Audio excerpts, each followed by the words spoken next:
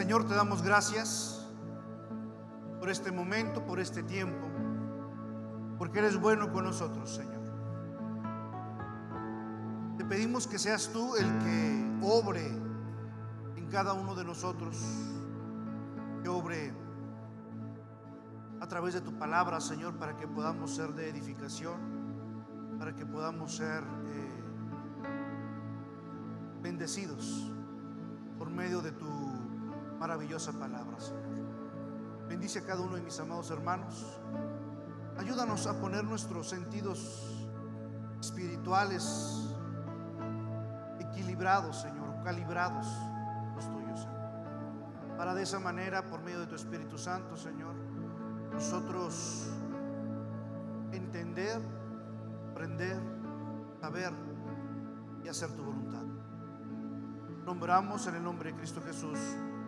Amén. Quiero darle para como cierre, hermano. Hemos hablado acerca de la iglesia, pero hay un plan trazado, hermano, en la iglesia. Hay algo que es importante que podamos nosotros culminar o cerrar con respecto a esta serie de la iglesia, hermanos, que es necesario que lo digamos 1, 2, 3, 4, 5, todas las veces que sean necesarios, hermanos. Y estoy hablando acerca del plan de salvación. No le quiero hablar de lo que yo creo con respecto a la salvación. No estoy hablando de lo que tú crees de la salvación. Quiero hablarle de lo que Dios dice a través de su palabra con respecto a la salvación. Hoy quiero, hermano, tomar la palabra de Dios y ver lo que Dios dice que la salvación eterna es. Usted necesitamos entender qué es lo que Dios nos pide que hagamos para que usted y yo podamos estar eternamente con nuestro Creador, hermanos. Porque ese es el fin último, hermanos. Te lo he dicho yo en contadas ocasiones, que en la iglesia no estamos para que sea un centro social, no es un club social, no es ni siquiera para que usted sea buena persona, usted está aquí para que usted pueda tener ese encuentro con el Señor Jesucristo y pueda alcanzar la vida eterna. Ese es el propósito, hermanos. Claro, obviamente, hermano, todo lo demás viene a ser acarreado al momento en que nosotros conocemos a Jesús. Al momento en que usted conoce a Jesús y comienza a ser imitador de Cristo, entonces usted, hermano, va a tener que hacer cambios circunstanciales en su forma de ser, en su forma de hablar, en su manera de actuar. ¿Por qué? Porque ahora usted va a querer parecerse más a Cristo, hermano. Mire, cuando yo estaba chico, tenía algunos 7 años, 8, 6, no recuerdo muy bien. Pero en la casa de mis papás vivía un hermano de mi papá que era pintor, no de brocha gorda, hermanos, era pintor, se hacía cuadros, y los vendía, sí. Y una vez pintó un cuadro enorme, estaba grande el cuadro, estaba enorme, casi ocupaba una pared. Y lo puso en la sala de estancia de la casa. Y ese cuadro era de una señora de edad ya muy grande, ¿sí?, que estaba al lado de una chimenea. Estaba como haciendo algo en la chimenea, pero estaba la señora parada y la cabeza y su rostro miraba hacia el pasillo. El pasillo estaba en L, era así. Ella estaba en una parte en donde le pegaba la luz de un ventanal que estaba, y luego luego en el pasillo estaba el baño.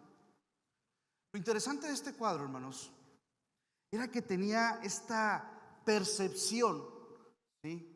Esto que hacen de pronto, que sus ojos parecía que tú caminabas y te seguía con la vista, te movías para otro lado y te seguía con la vista, ¿sí? Es algo que hacen los pintores.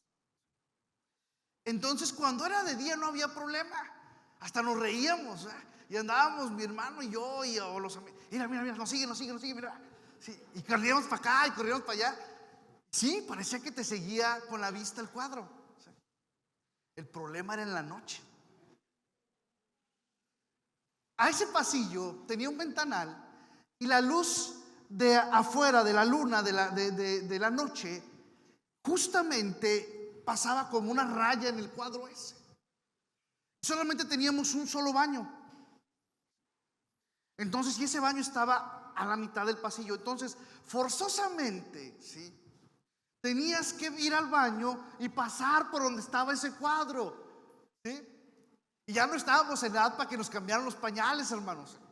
Ya si pasaba alguna desgracia nos pegaban. Entonces yo me acuerdo que yo creo que ya estaba algunos 7 años, 8 años, porque me acuerdo, ¿sí? Entonces me levantaba, ¿sí?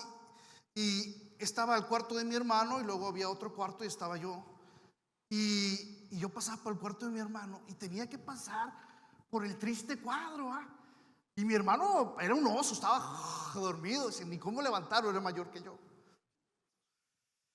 Entonces lo que yo hacía era cerrar los ojos y corría por el cuadro para ir al baño. Cuando salía del baño era inevitable que no la pudiera ver, porque el baño hacía como un triángulo y parecía que te estaba mirando cuando estaba saliendo. Era un martirio, hermano, ir al baño en las noches. En una de esas, yo creo que estuve un rato en el baño, esperando a ver a qué hora cerraba los ojos o no sé, para poder correr. Mi papá se levanta y me dice: ¿qué andas haciendo? Y ya, pues ya le confieso mi temor, ¿verdad? No, es que la señora me está viendo y que esto, y ya empecé a llorar y esto, aquello. Y ya papá me acompaña al cuarto, me lleva al cuarto. Y al día siguiente mandaron quitar el cuadro. Yo sentí un alivio, hermanos. Me sentí salvado.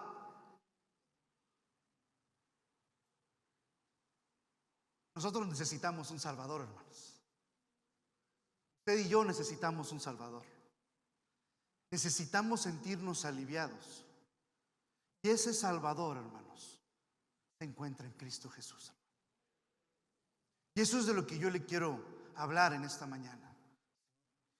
Quiero que veamos que nuestros pecados nos separan de Dios, hermanos.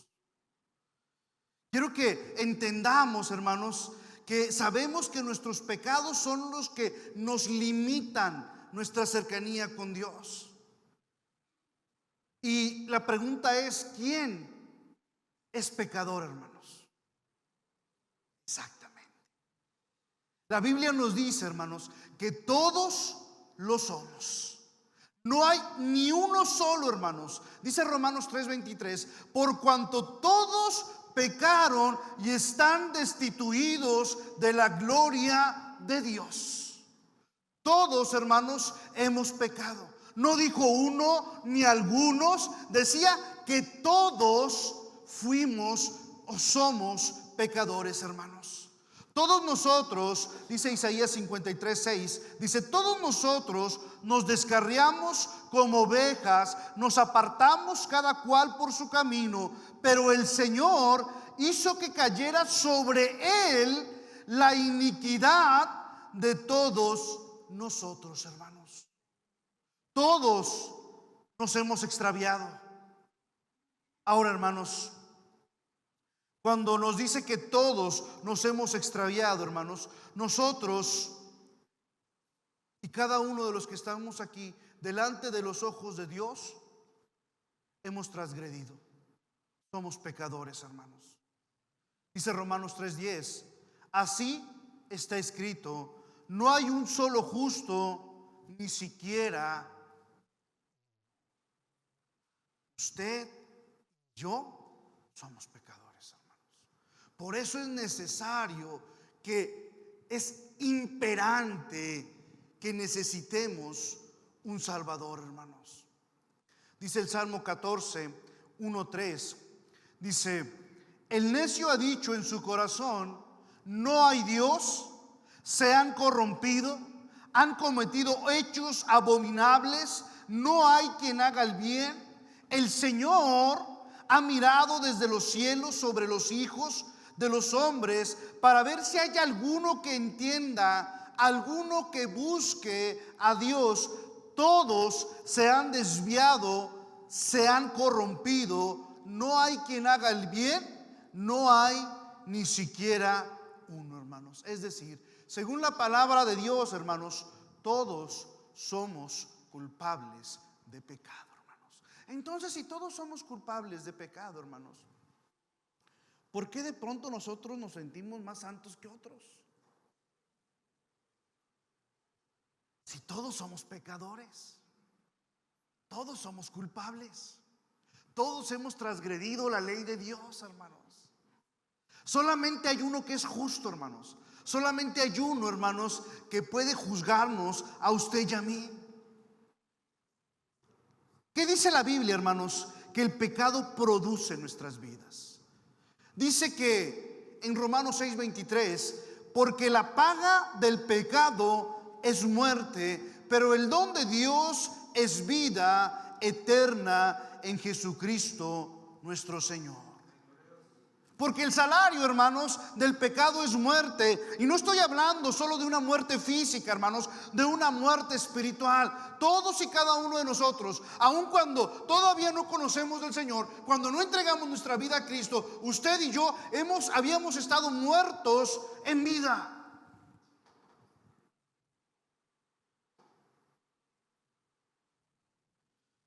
La Biblia, hermanos, enseña que un pecador no se reconcilia con Dios.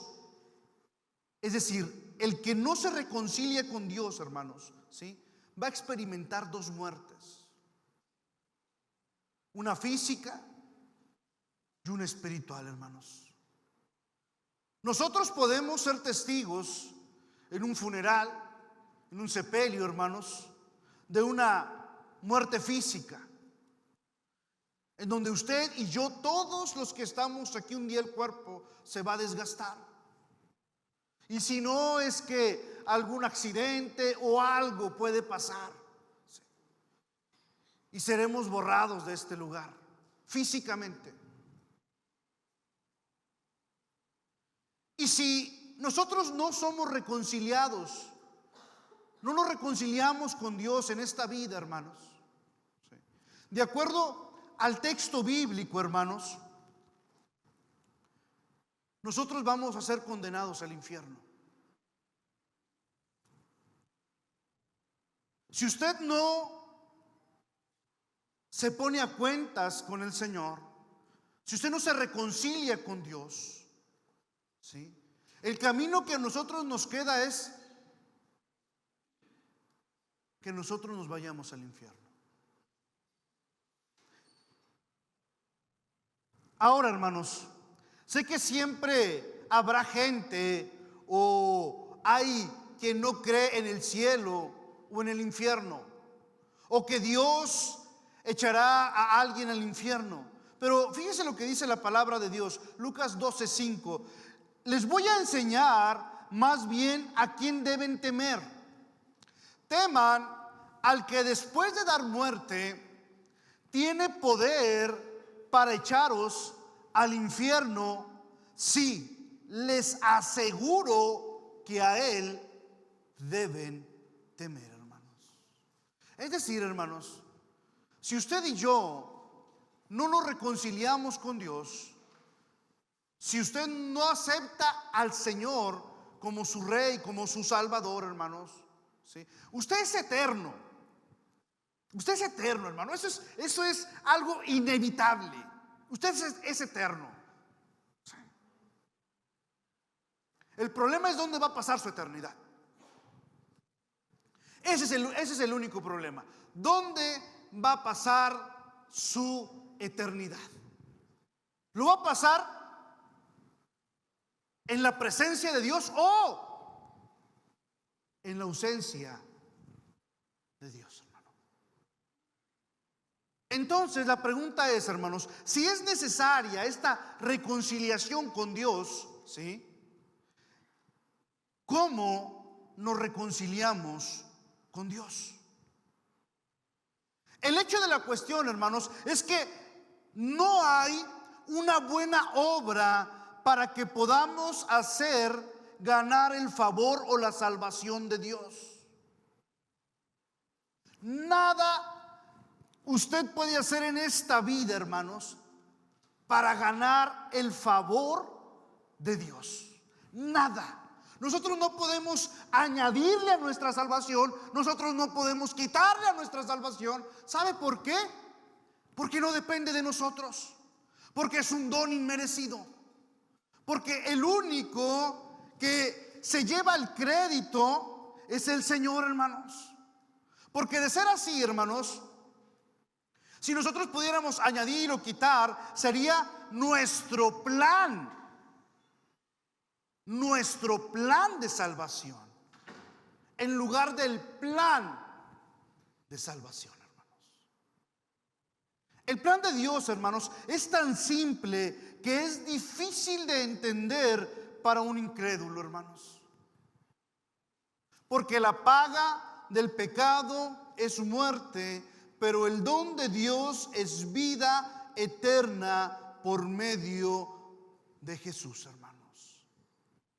Quiero que usted ponga atención en esto que dice Pablo en Romanos 6:23, cuando nos dice que nosotros no podemos ganarlo, sino que es un regalo dado por amor, por el amor de Dios. Eso es lo que de pronto, hermanos, le es difícil de entender a la gente. Como es un regalo, como es algo que no necesitas hacer más que aceptar al Señor y ciertas cosas, entonces la gente dice, lo desvaloriza.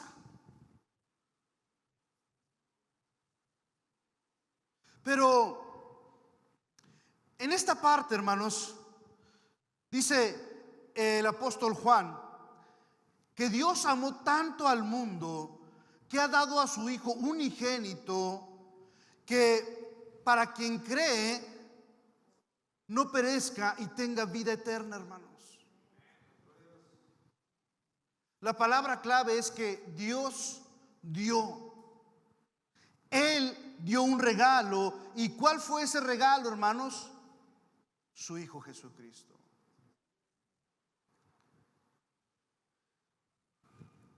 Imagine, hermano, ¿sí? Todos y cada uno de nosotros. Dios no tenía el por qué. Sin embargo, por amor lo hace por nosotros. Y nosotros despreciamos y a veces rechazamos ese amor de Dios que nos dio a través de su Hijo Jesucristo, hermanos. Juan 1:29, hermanos, dice: he aquí el Cordero de Dios que quita el pecado del mundo, hermanos. En los tiempos del Antiguo Testamento, hermanos, tenía que haber un sacrificio, un derramamiento de sangre para la expiación del pecado. Un cordero, hermanos, era comúnmente usado para este tipo de sacrificios.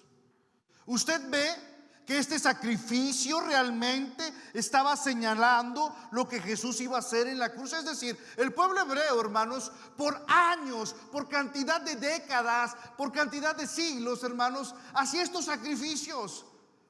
Y no había excepción de personas.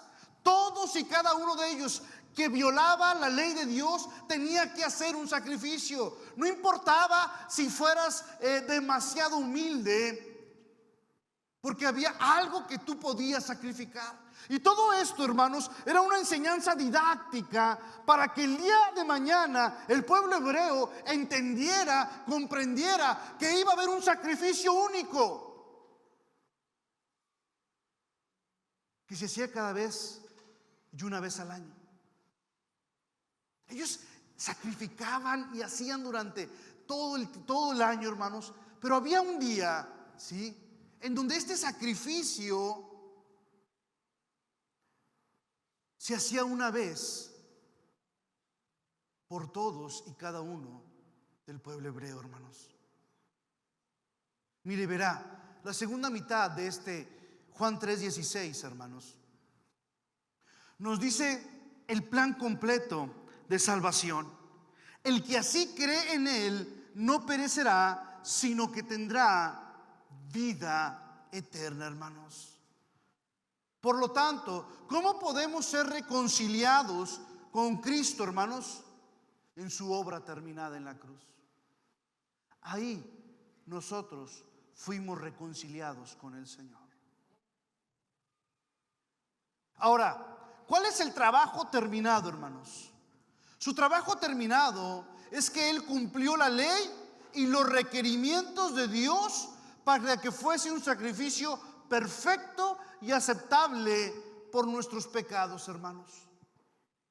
Para que pudiéramos ser reconciliados con Dios a través de Cristo Jesús, hermanos, y recibir el regalo de Dios. Es decir, hermanos, en la cruz se cumplió lo que se tenía que cumplir para que usted y yo pudiéramos accesar nuevamente al Padre, hermanos.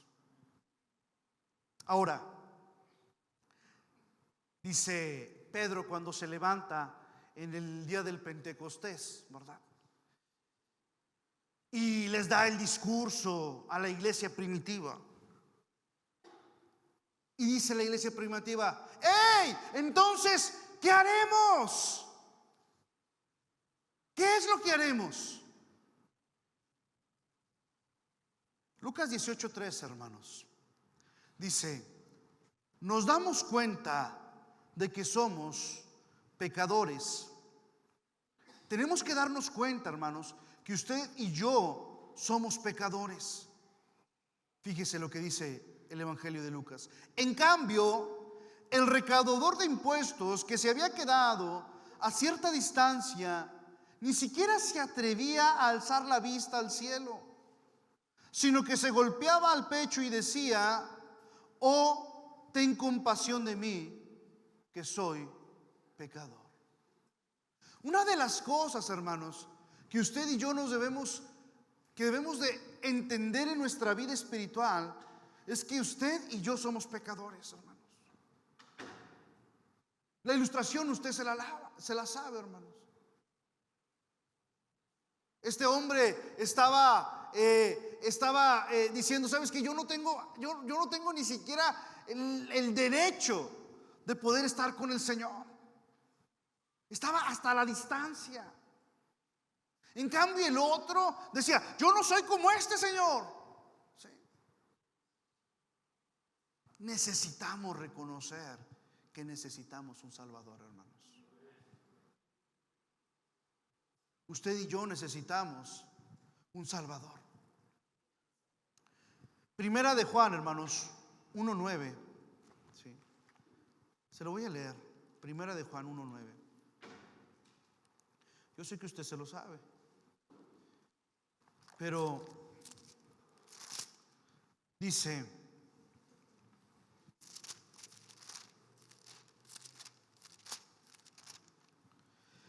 si confesamos nuestros pecados, Él es fiel y justo para perdonar nuestros pecados y limpiarnos de toda maldad. ¿Se fija, hermano, que la Biblia no dice que tiene que venir conmigo y confesarme sus pecados?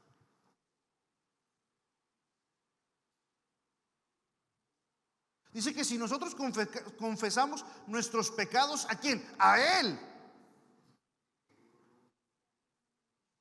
Dice: Él es fiel y justo para perdonarnos de toda maldad. Usted no necesita venir conmigo a confesarme sus pecados. Yo no puedo hacer nada. Yo no puedo ni con los míos, hermano. Voy a andar haciendo algo por los de usted. Claro, usted puede venir conmigo y yo le puedo dar una consejería con respecto a algo, ¿sí? Pero yo no tengo el poder de perdonar pecados. Yo no tengo el poder de decirle qué hacer para que usted pueda ser perdonado de sus iniquidades. Porque usted, al igual que usted, yo soy pecador según lo que dice la Escritura, hermanos. Yo estoy destituido también de la gloria del Señor. Pero dice la palabra que si nosotros confesamos nuestros pecados a Él, Él es fiel y justo, hermanos. Por eso es importante, hermano, que usted se ponga a cuentas con Dios, no cuando toma la cena del Señor, todos los días de su vida.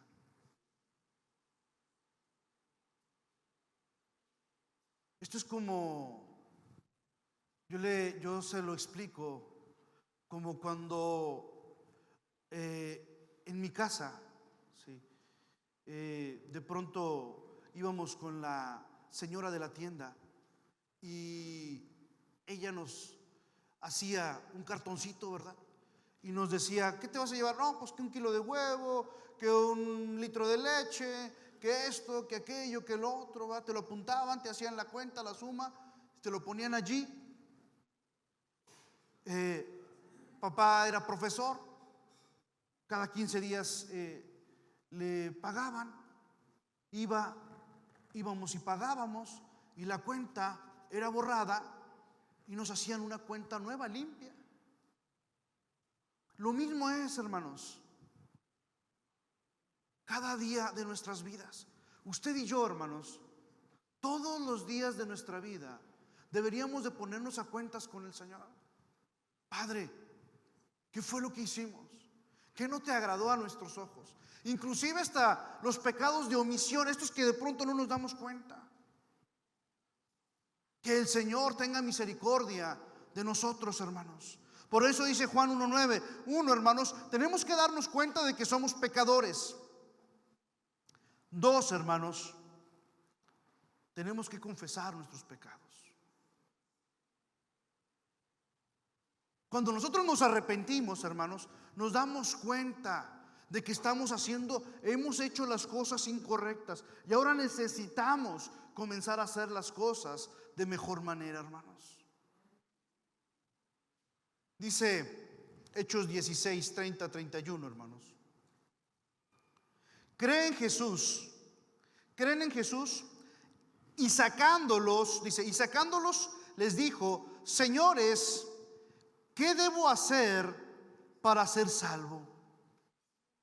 Ellos dijeron, cree en el Señor Jesucristo y serás salvo tú y tu casa, hermano.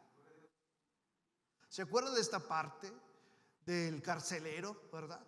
Se va a quitar la vida, se va a matar porque él piensa que todos los reos, que todos los presos se habían escapado, con ese temblor que de pronto pasó cuando Pablo y Silas empezaron a cantar y orar.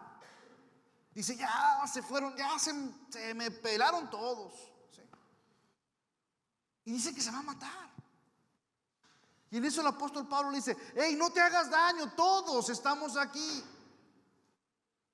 Y este hombre, hermanos, va a los pies del apóstol y le dice, hey, ¿qué debo hacer para ser salvo? Y el Señor y Pablo le dice, o ellos le dijeron, Pablo y Silas le dicen, cree en el Señor Jesucristo y serás salvo tú y tu casa.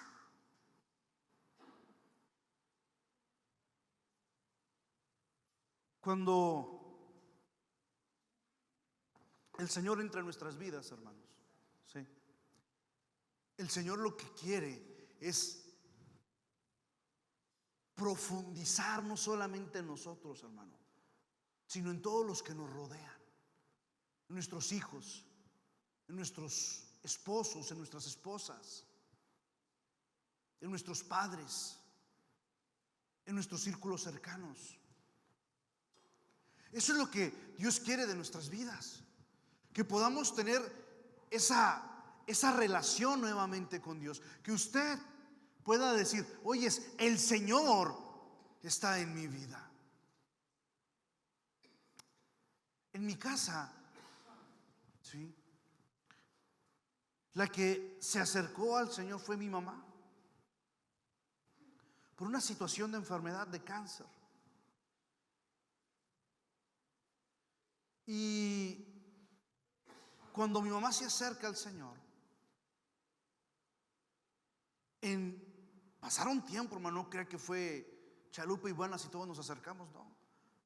Pasó tiempo, hermanos, años, en la cual después cada uno de mis hermanos, a excepción del mayor, ¿sí?, nos fuimos acercando a la iglesia y fuimos siendo bautizados. Porque el Señor, hermanos, cuando haz la promesa, dice: cree en el Señor Jesucristo y serán salvos tú y tu casa. Ese es el fin último del Señor. No solamente nosotros, hermanos, es todas nuestras generaciones. Dios quiere, hermano, que nosotros cambiemos a lo mejor la forma en cómo vivíamos antes, y quiere que ahora no solamente nosotros en este presente, sino en un futuro todos podamos conocer al Señor. Déjeme decirle esto último. Necesitamos, hermanos, reconocer que somos pecadores, es decir, arrepentirnos, hermanos.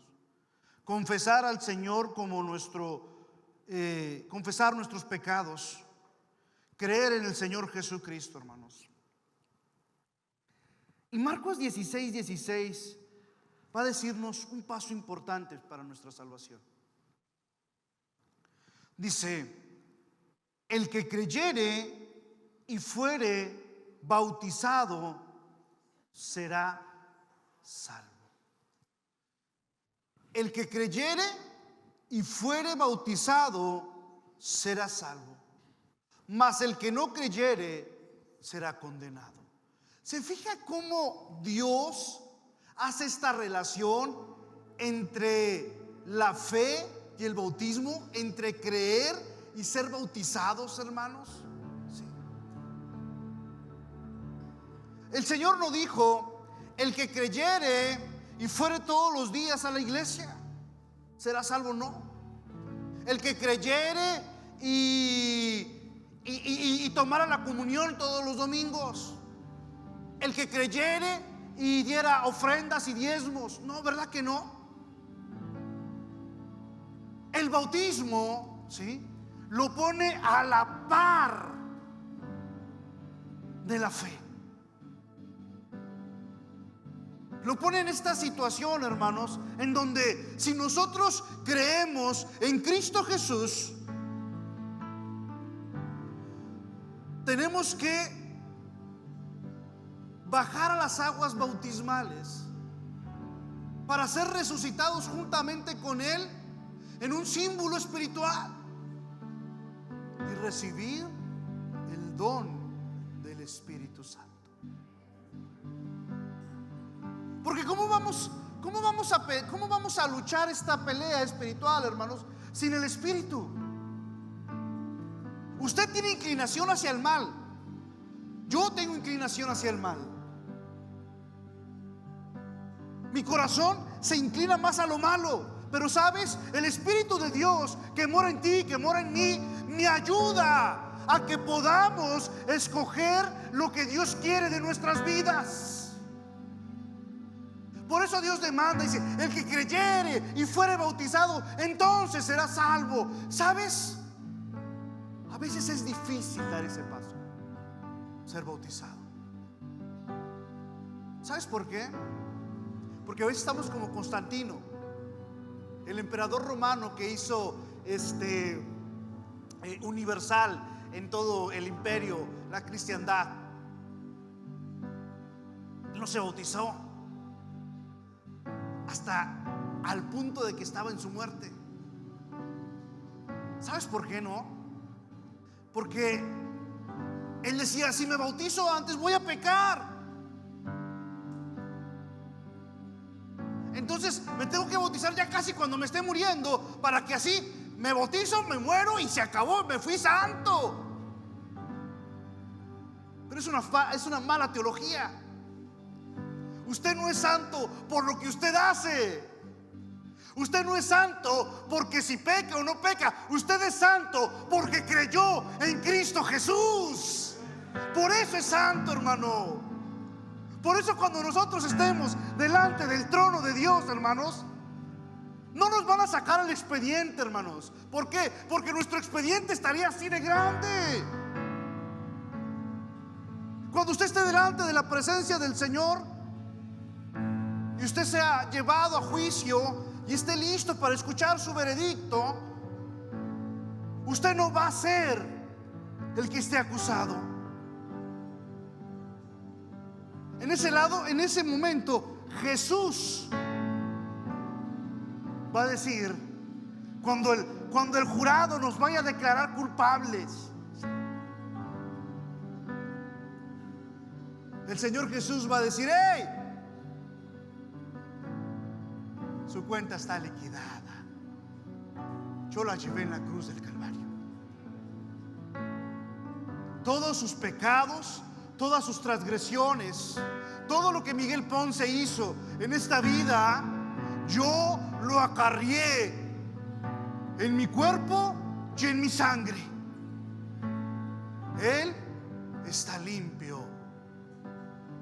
por mí. Por eso, hermanos, la palabra de Dios nos dice que es necesario que usted necesite dar este paso de fe. Es un paso grande, hermano, pero usted necesita ser bautizado. Cuando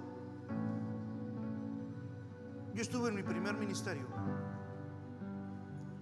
ya teníamos, o mi mamá tendría ya algunos veintitantos años de cristiana, algunos 25, 26 años de cristiana.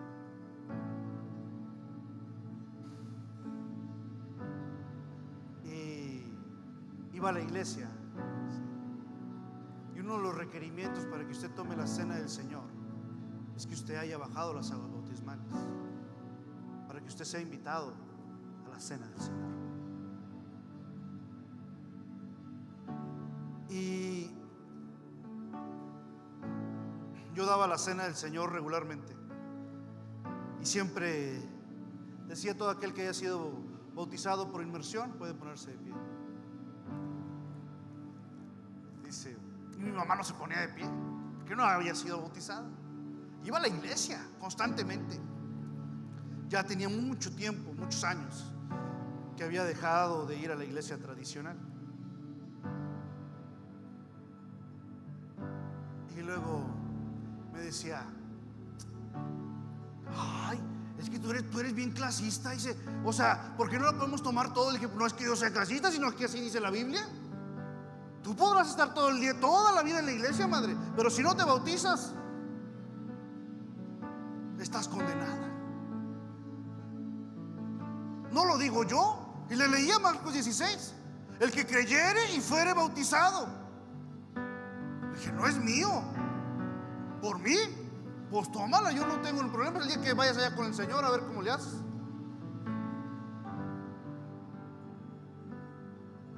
Hay cosas, hermanos, que yo quisiera, hermano, créamelo, a veces yo quisiera cambiarlas para que nadie se sintiera, ni nadie se sintiera aludido, ni nadie dijera: ay, este hermano, ¿cómo? No, yo quisiera, hermano, créamelo, pero aquí la Biblia es clara y yo no puedo cambiar lo que dice la Biblia.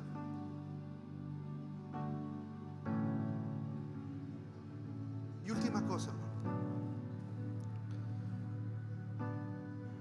Bueno, después mi mamá se bautizó. ¿Ha sido más presión? No se crea. Ella se congrega en una iglesia en Saltillo, y ya después me mandó su foto donde estaba bautizada. Le dije: ay, madre, yo te hubiera bautizado. Le dije: pero no importa, importante es que lo hiciste. Y esta última cosa, hermano, que yo quiero que usted la tome muy en cuenta. Es cierto, hermano, que Dios va a pagar por usted y por mí. Es cierto que el Señor va a estar el día del juicio a un lado de nosotros y le va a decir al Padre: hey, yo pagué por él. Pero hay una cláusula, hermanos. Hebreos 2 dice: ¿cómo descuidaré esta salvación tan grande? ¿Alguna vez te has sentido como tú y Dios no tienen nada en común, como si estuvieras en desacuerdo entre sí? Esto se debe, hermanos, a que no nos hemos reconciliado. El hecho de la cuestión es que si no estamos reconciliados con Dios, somos enemigos de la cruz. Cuando Hebreos dice: ¿cómo descuidaré esta salvación tan grande, hermanos? Tiene que ver con el cuidado especial que tú le tienes que dar. Mire, cuando usted quiere algo, lo cuida, lo protege, está al pendiente de él. Sí.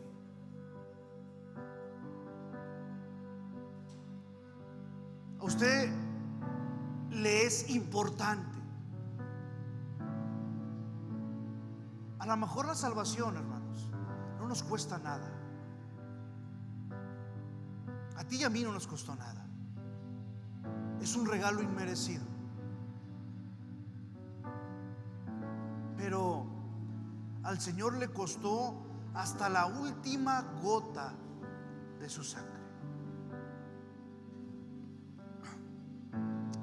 Y cuando usted está en el Señor, hermanos, acepta al Señor, se arrepiente de sus pecados, es bautizado, usted debe de comenzar a vivir una vida agradable al Señor. Agradable, hermano. Oye, hermano, pero pues no estás diciendo que todos somos pecadores. Sí, ¿y qué haremos? Dice el apóstol Pablo: ¿pecaremos más para que la gracia abunde? No, necesitamos buscar la manera de llegar a esa estatura del varón perfecto. Necesitamos tener dominio propio de nuestros corazones, de nuestras actividades, de nuestros pensamientos, de lo que hacemos. Tenemos que estar sujeta a la carne para que podamos vivir más en el Espíritu. ¿Y cómo lo hacemos, hermano? Que te adentres más a la Escritura, que ores más, que busques más del Señor. ¿Sabes por qué? Porque entonces, hermanos, cuando nosotros hacemos cosas incorrectas, lo que hacemos es tener por inmunda la sangre de Cristo, hermanos. Por inmunda, imagínese, hermano. Es decir, nosotros no le damos el aprecio, el honor a lo que Cristo hizo por ti y por mí, hermano. Necesitamos luchar con nuestra vida pecaminosa. Necesitamos luchar con nuestros deseos carnales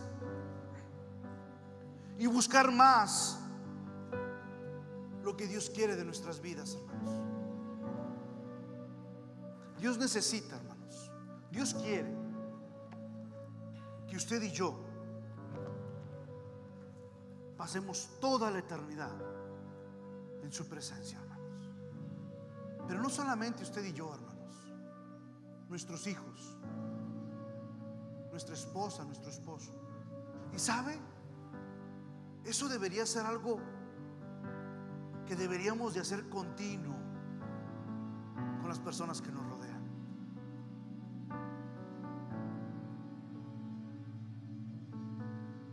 Hay mucha gente, hermanos, mucha gente conoce de Dios, y principalmente en nuestras casas, principalmente en nuestras familias.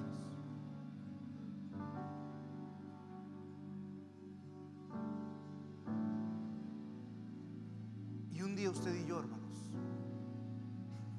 nos vamos a morir o el Señor va a venir. Pero usted y yo tenemos asegurados que vamos a ir con el Señor. Yo me pongo a pensar, yo tengo a mi hermano mayor,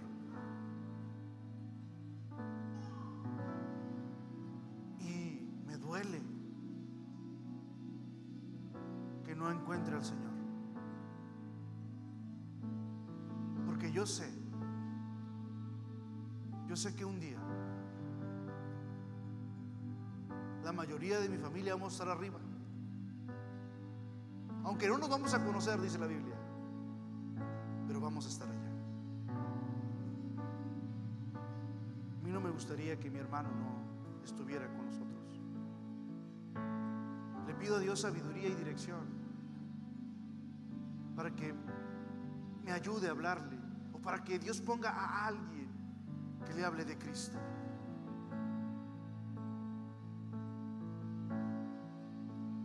Así nosotros, hermanos, que tenemos la oportunidad de tener a las personas cerca de nosotros, háblele de Cristo. No se canse de hablarle, hermano. No se canse de hablarle a su hermano, a su padre, a su tío. No se canse, hermano. Alguien un día nos habló a nosotros. Yo me acuerdo cuando mi primo nos trajo a Cristo, porque mamá nos decía, pero nosotros hacíamos oídos sordos. Pero no se cansaba mi primo. Decía y nos hablaba y nos hablaba y nos decía y nos decía, y nos invitaba a la iglesia e iba por nosotros a la casa, y la verdad ya caía gordo. A mí me caía ya gordo. Sí. Pues ve tú y tu religión, pues a mí qué me metes. Pero si él no hubiera insistido, si él no se hubiera empeñado en hablarme y hablarme y hablarme de Cristo, aunque yo le hiciera malas caras, aunque yo lo rechazara, yo no estaría en este momento en el Señor. Mi familia no estaría en el Señor, y a lo mejor yo no hubiese cambiado mi futuro. Pero gracias a que hubo alguien que insistió, yo cambié mi futuro eterno, hermanos. Nosotros podemos cambiar la eternidad de muchos si nosotros insistimos en que ellos también conozcan del Señor. Amén. Pónganse en sus pies, hermanos.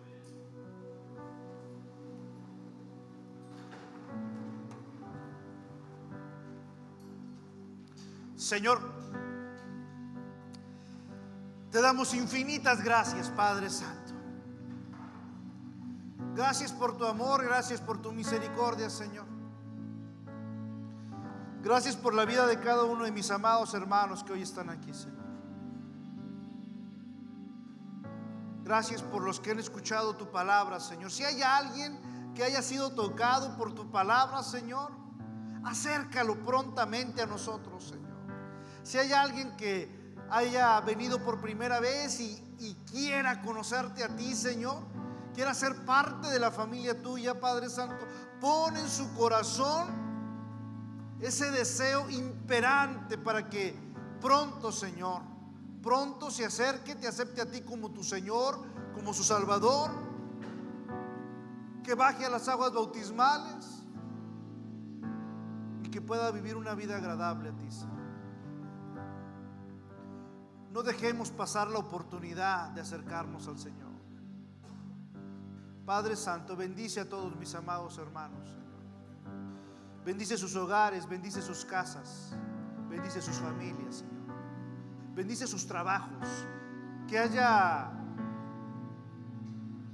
no haya falta de ningún bien en sus hogares, que haya un plato de comida, Señor, pero sobre todo que haya un corazón agradecido, porque tú eres el único al que podemos darle la gloria. Es a ti, Señor. Padre Santo, te amamos, te bendecimos, te damos toda la gloria y toda la honra al Rey de Reyes y Señor de Señores, y en su poderoso nombre oramos, en el nombre de su Hijo Cristo Jesús. Amén.